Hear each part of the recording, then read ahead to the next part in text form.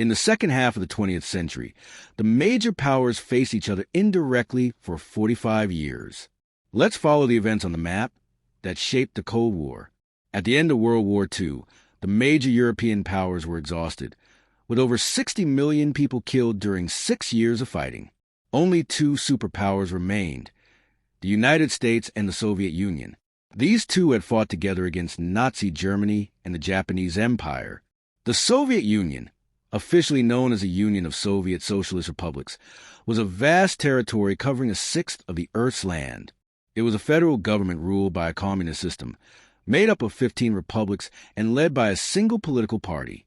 The United States of America, on the other hand, was a liberal democratic capitalist country with military power that made it the only nation to possess nuclear weapons.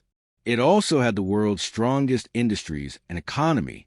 Both superpowers tried to extend their influence over Europe. The U.S., through the Marshall Plan, provided loans to European countries to help their economies recover and build trade connections. The Soviet Union, in turn, focused on securing its borders by establishing governments that were loyal to it. Europe found itself divided into two halves by what became known as the Iron Curtain. In Germany, the Allies divided the land they controlled, breaking agreements with the Soviets. In response, Russia blockaded West Berlin, which was under Allied control. The Allies had to airlift supplies into Berlin to keep the city alive. In the U.S., federal employees who sympathized with communist ideas were fired. Hollywood was used to spread anti-communist messages. In the Soviet Union, any form of opposition was brutally suppressed. Beyond ideologies, the superpowers started competing for influence in science, industry, space exploration, sports, and the military. The Soviets invested heavily in industry and the military, and in 1949, they tested their first atomic bomb. That same year, the U.S. established NATO, a military alliance among Western countries. Throughout the Cold War, there were many indirect confrontations between the two superpowers and their allies.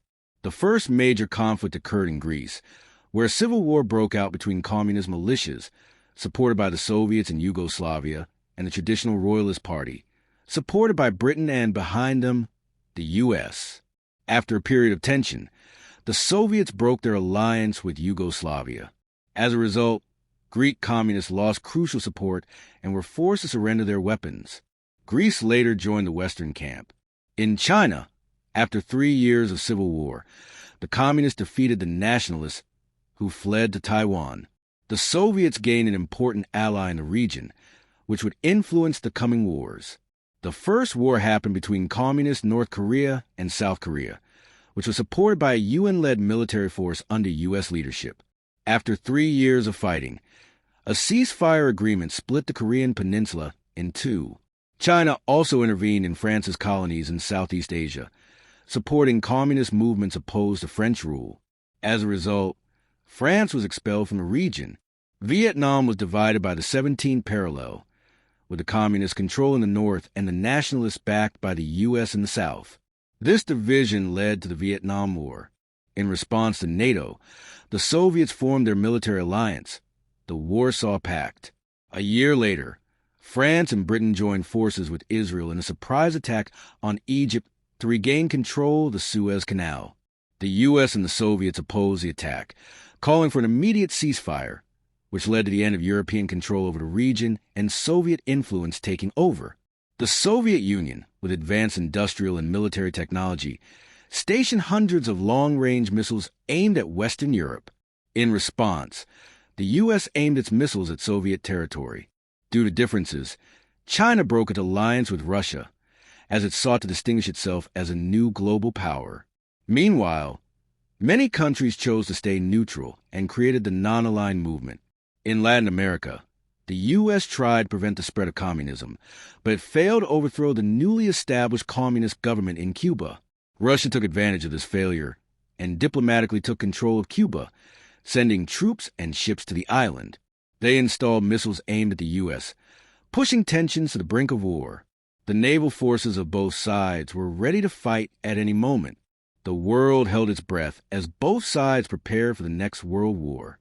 But after negotiations, the Soviets agreed to withdraw and remove their military bases in Cuba in exchange for a U.S. promise not to invade Cuba and the removal of U.S. missiles in Europe.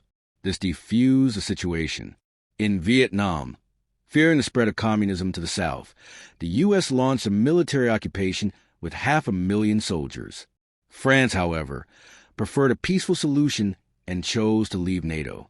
In 1975, the communists won the war, dealing a heavy defeat to the U.S., and America's image around the world was shaken.